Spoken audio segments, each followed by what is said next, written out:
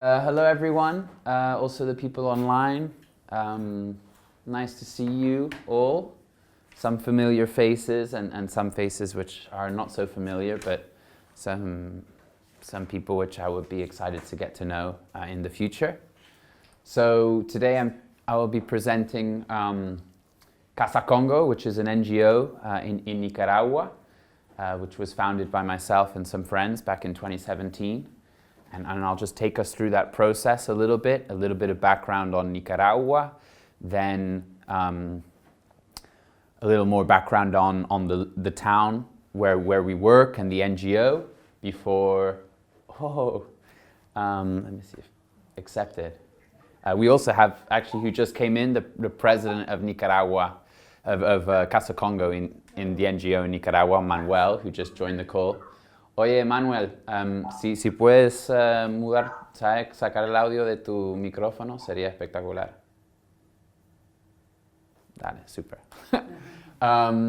So we'll start off, as I said, with a general background of Nicaragua, then the NGO itself, and then we'll move into the Agroecology program and what we do there. And then I want to finish with a couple of kind of research projects which are opened up but are in the ether because we kind of lack a bit of funding, really. So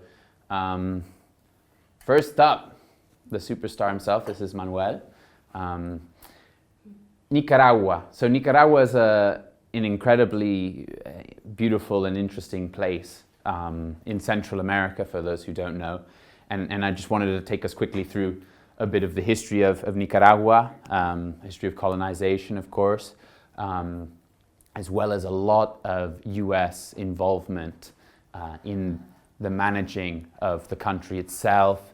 I forget his name, but William Walker it was, who was an American bandit who decided to declare himself president of Nicaragua and try and take over the place. And then we have a strong tradition of revolutionaries, including Augusto Cesar Sandino, who really, if I encourage everyone to get to know him as a person and his philosophies and politics, because that has a huge influence on the Sandinista movement in modern day, but which has also come under threat and has its own nuances, which are quite interesting.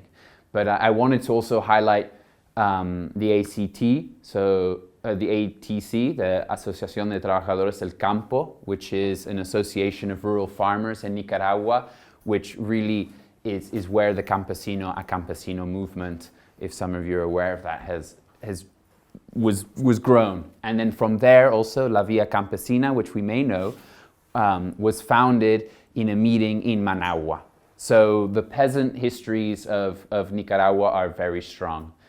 Today, obviously, we have some issues with the current president, Daniel Ortega, as well as migration issues, a lot of exodus from Nicaragua, and a lot of environmental degradation, which I'll go into in a little bit more detail. But I also just wanted to highlight quickly, at least in the region where we work, there is a lot of neo-colonization, so a lot of tourists who come to this area for surfing, mostly, as well as yoga and some other things, which are a little more PG-18, and this has caused a lot of land grabbing, and prices of land goes up, and farmers cannot afford it, and we'll talk more about that in the future as well as narco trafficking is a huge issue as well in the community that we work in specifically, and then there's climate change. So I wanted to take you to El Astillero, which is where Casa Congo is based. It's on the Pacific coast here of Nicaragua in the Rivas department in the municipality of Tola. And just like a quick overview of the town itself, and we have the Chacocente Nature Refuge, which is the largest fragment of dry tropical forest in Central America, and also home to Chacocente Beach, where around 120,000 turtles come to lay their eggs every year, which is an incredible experience. Then we have Casa Congo, which is on the beach, smack bang center in the town, and I'm going to also talk about the agroecology project which we're trying to develop up in the mountains.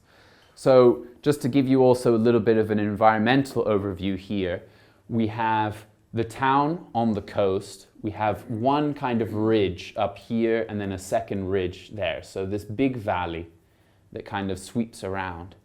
And this road that goes down here is actually extremely difficult environmentally because it blocks access to the ocean for the water. So when it rains, all of the water that falls on this area kind of collects and gets blocked by the road and floods the entire community. I'll get into that more specifically. There's one specific issue there which should be easy to fix, but it's a little complicated. Because I've also got my glasses on. Yeah. Where is what's the scale of that in terms of the main picture there and then the map of Nicaragua? So, I mean, very small. This is just a rural town of 3,000 people. And there's a dot in front of the lakes? Yeah, it's over here. Yeah. Yeah. So, I just wanted to introduce you to a couple of the characters of El Astillero as well. So, we have the fishermen, mostly organized in co-ops, and extremely impressive to see the actual global nature of the fishing industry there, because they catch their fish, go straight to the freezer, straight onto a lorry, to Managua, onto a plane, to the United States of America.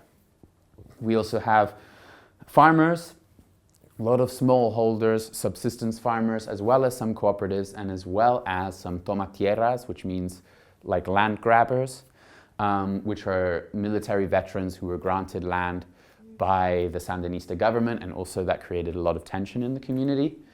We have our community groups and leaders, Las Tejedoras, which is an association of women who weave products out of plastic bags that we've been working with for a long time. There's the churches, a lot of evangelical presence in El Astillero. There's the surf club as well, which is an incredible group. And then there's, I can see the screen here, there. Then there's also the municipality and the Sandinista government and elders. So one thing that's interesting about this area as well, which we haven't been able to explore as much as we would like to, is that there is the indigenous Nahual peoples that live in the area. And even though they do not speak an indigenous language anymore in these communities, it's an extremely interesting community in the sense that in Mapundung, which is the indigenous language of the Mapuche people in Chile, the word for jaguar is Nahual as well. And there's also, we can see how language would have traveled throughout all of Central America and Latin America in the past, which is very interesting. Yeah? I missed the Chacocente. Of course, then there's Chacocente, the nature reserve. I think it's important to highlight the fact that there's that huge chunk of forest, which is an incredible space, obviously, where 120,000 sea turtles arrive. So when we think about the population of El Astillero, which is 3,500 people, and we think about the population of Chacocente, which is 120,000 sea turtles, it's a community member or like a stakeholder, right, that we have to think about. I don't like the word stakeholder, but I wanted to highlight them there. So just a couple of key facts here about the community. 36% of the community work in fishing, which is quite a lot. I wanted to also highlight that 87% of men are employed, but 60% of women are unemployed. Okay? 45% of women are pregnant before the age of 18. I have seen also girls 12 years old, 10 years old, pregnant, and the age when men start to have their first children is from 26 to 30. Also, 15% of women spend or 15% of a woman's income is spent on medical expenses. I think that's extremely huge, considering the fact that 60% of them are unemployed. And we have some data here pointing to the fact that, you know, a lot of people unfortunately don't have access to higher education. And let's get to the farmland. This is just a quick day expedition that I took in Rivas. And we can see the presence of global agro-industry in the area. And 88% of farmers use chemical fertilizers or pesticides. This was in a little study that we did with a research intern in El Astillero, so it's not the whole of Nicaragua. How difficult was it to get this data? Yeah.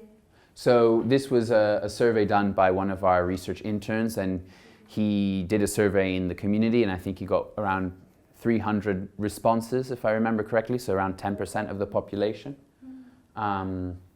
And yeah, so not necessarily statistically significant, but I think his study, if you look at it in more details, explains it. So I just wanted to highlight a couple of environmental challenges which for me pose like a real important sort of nexus of what Casa Congo is trying to do in El Astillero.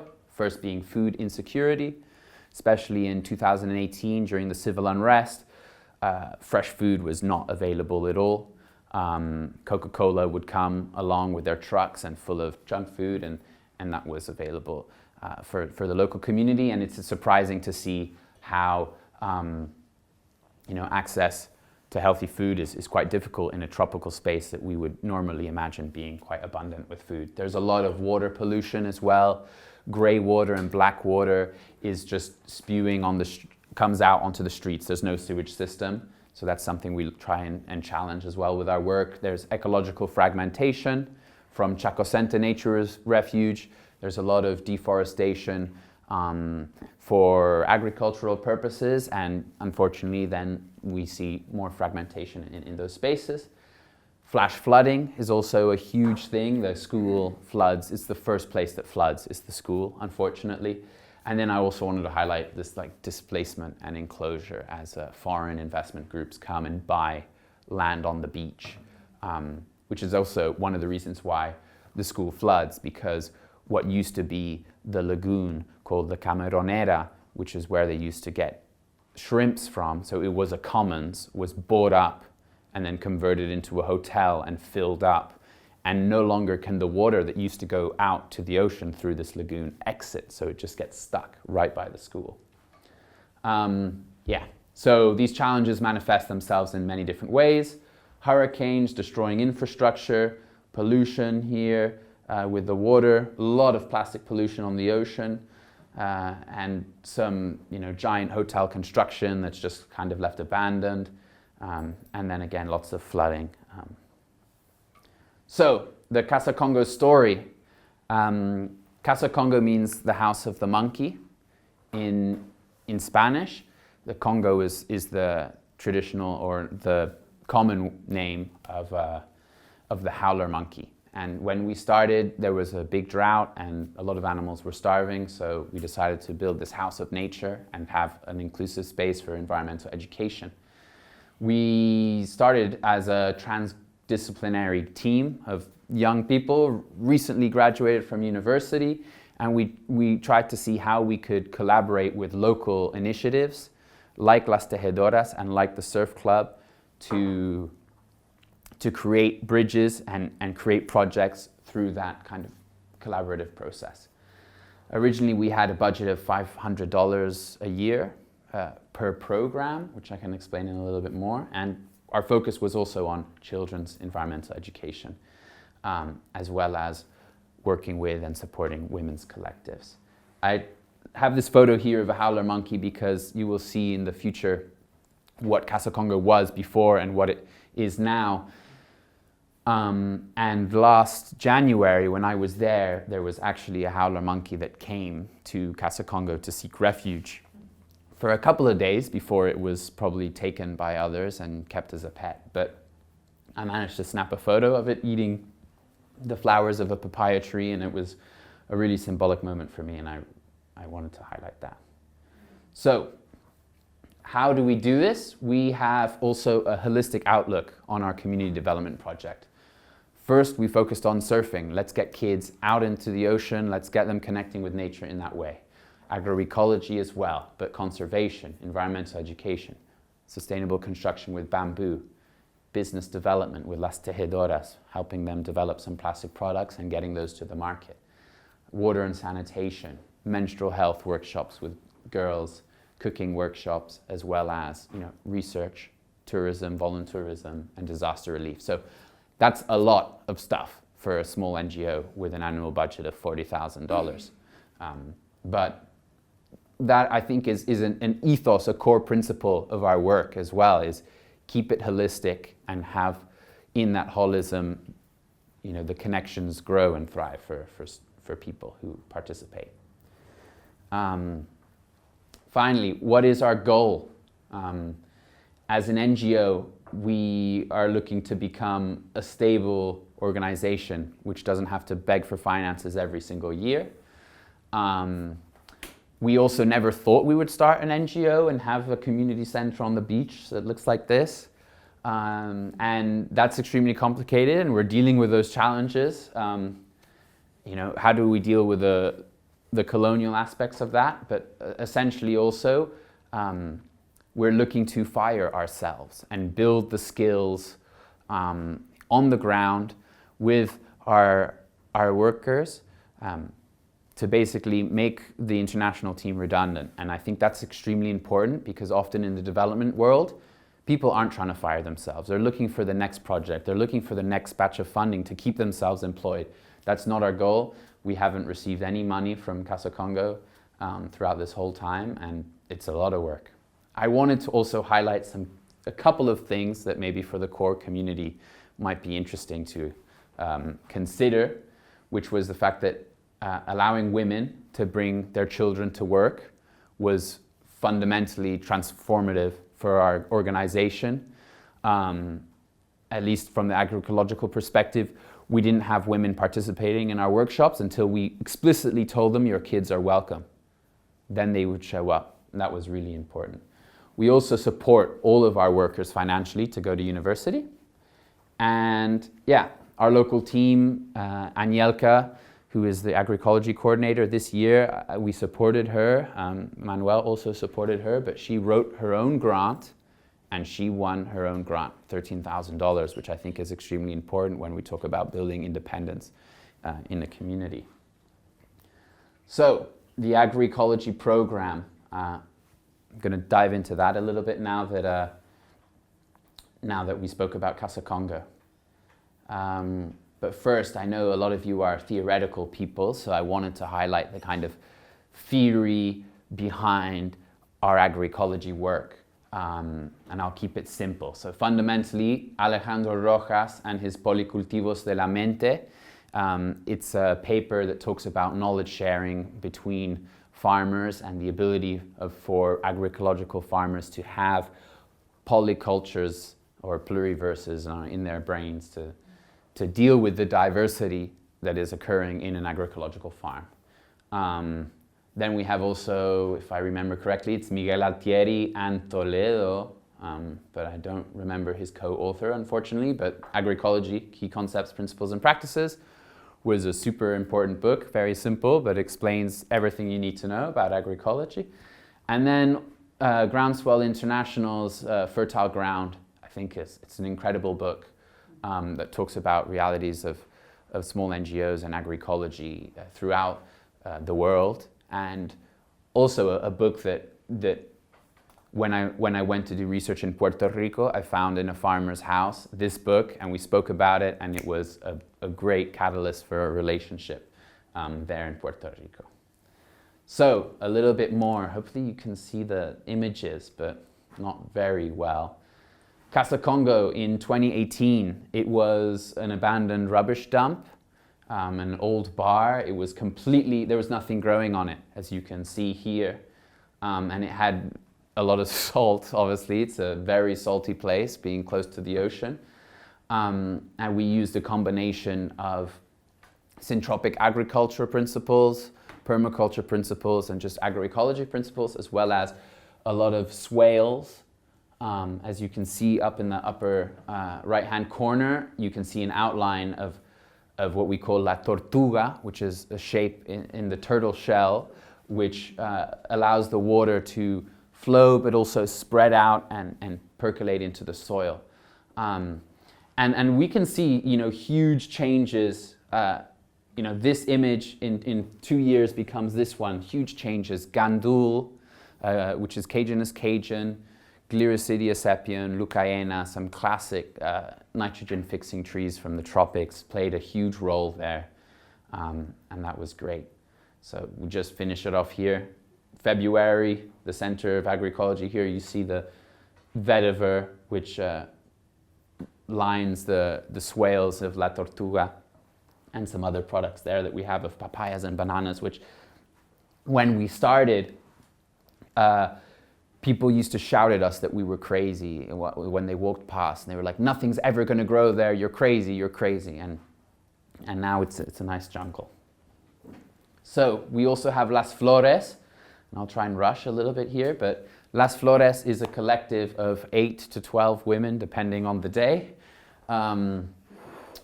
And it is an essential part of our agroecology program. Essentially, you get admitted into Las Flores after a month-long kind of paid internship to work in the garden. And that was something that we had to collectively kind of come up with. It wasn't something that we had planned already, but initially it was like an unpaid internship with then a bonus of $200 once the internship is over to spend specifically on garden things. But that changed when, through discussions, they were like, well, we need some money, so we split it in half, and we said, okay, 100 is paid cash in hand, and the other 100, once it's over, you get to spend on some garden things. And this was created in response to quite a shocking Christian surfing NGO economy that is operating in the area. I can tell stories about them off when the recording is over, because it's also not very PG-13. And we focused a lot on mutual aid and participatory budgeting. So in our first year, basically, we sat together with Las Flores and we collectively developed the budget together, and that ended up creating, education subsidies, so buying books for their kids, buying backpacks for their kids, a medicinal subsidy, medicine for their children as well. So basically, we would help them financially to buy medicine when their children were sick. And that was part of the participatory budget that they developed. So here we have some of Las Flores. I just wanted to put their portraits up for people to see. And some of the impact of Las Flores here over the past couple of years. We've had 16 workshops, we've had over 300 participants, we've had 72 seed varieties in our seed bank, and we support 14 community gardens as well. And bear in mind, this is all with a budget of around $5,000 to $10,000 a year for the past 5 years. And $2,000 of that goes towards paying a full-time coordinator, Anielka, in the garden. So very minimal costs. We wish we'd have more money, but unfortunately it's a little too difficult. So now to the essence of what I wanted to present was a little bit the role of research in Casa Congo and how we strive to embed the research process in our work. We've worked with quite a few universities. Also here in the photo is Ali Cutting, who was a young National Geographic explorer who did a very cool project with the fishermen on bycatch and how LEDs in fishing nets could reduce sea turtle bycatch. And yeah, we've hosted a bunch of researchers over the past 5 years. You can check the website and you can see there we have all of these projects. And basically, when we talk about community-driven research, it's difficult, obviously, but how we work is that students, they will call up our local team and have a consultation, and the local team will highlight a couple of projects that they are working on and where they would potentially like support, and then the students write a proposal based on that interview with the local team, and then from there we see how the research can be done. And I want to focus on 2 projects today that the Agroecology program is working on. And the first is the landscape vision, which is mostly a booklet which collects all of the research that we've done over the past 5 years. So that's some participatory mapping of flood risk, which is what you see here in the image, like where are the choke points, where does the water come from, what is the damage caused by flooding. Another one is, testing all of the wells in the community, testing their nitrates and phosphate levels, the coliforms, and all of the water there. Another one is the Photo Voice project, where we were looking at perceptions of nature and all of these things. And we created a booklet, which is also can be found on our website, which the plan is that we can start a community consultation process in the future to gather community members together and start to articulate a more kind of like long-term landscape vision for the community to be able to resist a little bit of the displacement and environmental damage that is occurring in the area. Displacement? Yeah, so basically what is happening is that a lot of farmers are selling their land or not being able to access land because farmland on the coast of Nicaragua at the moment, it's cheaper for me to buy land in Italy for farmland because there's a lot of hotel speculation. So a lot of foreigners want to buy the land and they're sitting on it, waiting for someone to buy it for a hotel, for instance. And therefore a lot of this land gets abandoned or is just being left as an investment, which is unfortunate. Our other project is called Casa Colibri, and the idea is to build, I was trying to think about this yesterday, but a bridge or a sponge and a kitchen in a way. So we also have a piece of land here up in the mountains, close to a lot of farmers. And the idea is how can we create a kind of agroforestry corridor which can connect Chacocente Nature Refuge as well as other forested areas with El Astillero and create, disrupt the fragmentation that is happening. But also how can it prevent flooding in the community itself and how can it produce food for the community. We have come extremely close to getting this funded by various grants for NGOs, from European states that fund development projects, and then they've even said, oh, you've been approved, pre-approved, XYZ, and then in the final minute they say, we sat down with the director, they don't want to fund in Nicaragua, sorry. And a lot of hard work has gone down the drain there writing these grants for them. So I just want to, again, I can explain it in a little bit more detail. We have Casa Congo here on the beach, and then we have what we hope can be a farmer field school close to a community of farmers in the mountain. And the idea is, how can we connect these two things together? How can we connect the urban space with the rural space? Also, a lot of women of Las Flores who have been asking for access to farmland, and we're like, how can we help these women access farmland? Who owns that land? Which land? All the land that connects with the bridge, the sponge, the kitchen. What's the... So this piece is owned by Casa Congo. It's just like 30 meters by 30 meters. The rest, a lot of it has been taken by military veterans and the state. And there was a huge, not huge, but a legal battle between local farming cooperatives and the military veterans. You look like you have a map of particular pieces of land that connect together. So how would you... Yeah, so essentially, moving a little bit forward, there's a couple of owners that we work with specifically. And let's say Don Urrutia, for instance, he's not the landowner, he's the caretaker. And basically he's being paid to sit on the land so that no one takes it, because the land is waiting for a big investment opportunity, It's the land where you want to have Casa Colibri. The land where we want to have Casa Colibri is ours. Oh, the 30 by 30. Yeah, but it's a small little piece. And basically here I wanted to highlight a little bit the work that we've been able to do with Don Urrutia, for instance, who here has this agroforestry system, which a couple of years ago was nothing, and he came to a workshop of ours Then he planted some stakes in the ground, syntropic agriculture with pitaya, which is dragon fruit, again, leucaena and gliricidia, and papayas, and he has set up his agroforestry system there, and it's super cool. And then we also have Doña Rosario, who is one of the poorest people in the community, and she went from having, you know, hardly anything to doing soil conservation techniques of planting along contour lines. We also gifted her teak seeds, and now she has a small plantation of teak trees, which is extremely important, I think.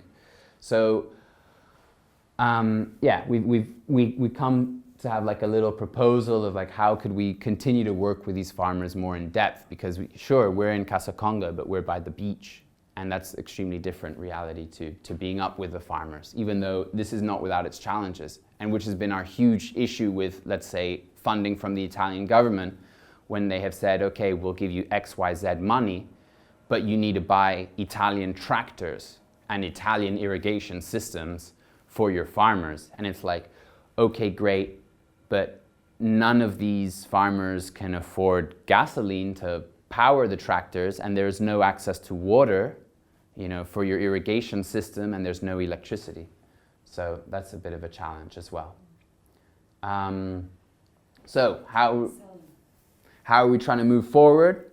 Yeah, the local team is now writing proposals, grant applications for the next year, trying to raise $10,000 to fund their projects, and it's extremely independent process, and that's exciting. And then we also have this Casa Colibri proposal and landscape vision document that are completed, but kind of sitting in the ether. And then we've been trying to think about how to develop, you know, long-term research relationships. How do we continue getting researchers to come to Casaconga? You know, whether it's through a course, or whether it's just an internship project, or whether it's a thesis project. So, yeah, that's kind of like the message of the presentation, is a little introduction to Casaconga and the work that we do. There's also videos. I recommend the website. And then I wanted to finish with this final slide with perhaps a provocative question here, which states that, you know, militant research matters, but can it really be transformational? Which is something that I'm struggling with here, because we have provided, you know, we learn from the research that Casaconga does, and Casaconga grows, and our team members grow, and their skills grow. But the environmental challenges, they don't go away. They're still there, and in fact, every year it's a little more intense, and the political situation gets a little more intense as well.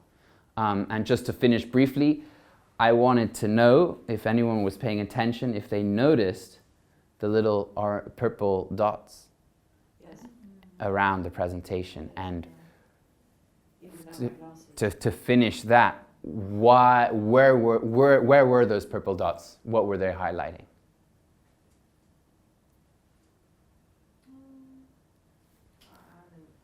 No. Okay, so those purple dots were highlighting the impact of women in the community and the work that women do in the community. So I put the purple dot everywhere where there was a mother, or, you know, be it the pig that was feeding all of her children, or be it the work that Las Flores do and the impact that they make.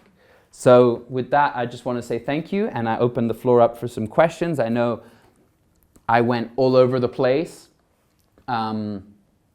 but I think it's nicer to open up the space for a little more discussion. And maybe I can see the other participants. We've got some clapping going on. Yay, some virtual clapping. Yeah, I'm from the room. Thank you.